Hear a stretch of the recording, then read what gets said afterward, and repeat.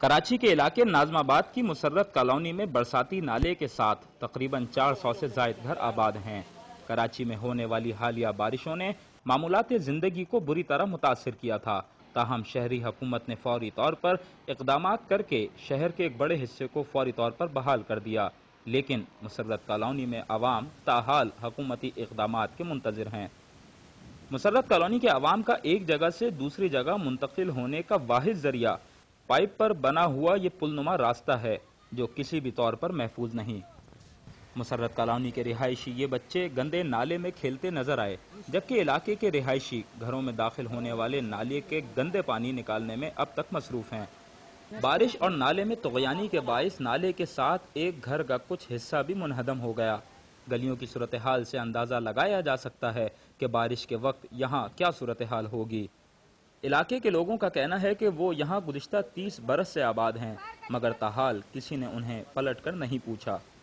یہاں پہ کئی بار ندی آیا ہے، آج تک کوئی بھی بندہ پوچھنے کے لیے یہاں نہیں آیا کہ یا اس محلے میں کیا ہوا ہے کیا نہیں ہوا ہے۔ کتنے گھر یہ پیچھے گلی میں گر گئے، پچھلے جگہ بھی ہوا ہے۔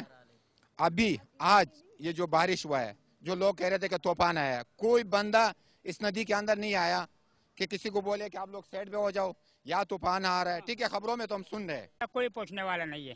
کیوں ہم لوگ ایک ذریعے سے جیسے ملنگ یا غیر ملکی، کیوں زندگی ہو گیا بٹو کا ٹائم سے ہم لوگ رہتے ادھر، ایمان سے بٹو کا دے ہمارا جو ہے نا بہو کا سامان مامان شادی کا کیا تھا، بڑا مشکل سے ہم کو پلیٹ بھی نہیں چھوڑا۔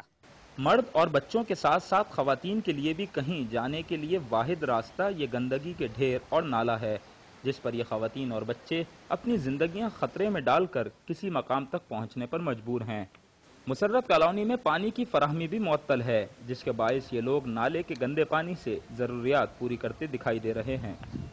کراچی میں ہونے والی بارشوں کے بعد ناظمآباد کی مسرت کالونی کے برساتی نالے نے یہاں کے ہزاروں مکینوں کو مشکلات سے دوچار کر دیا۔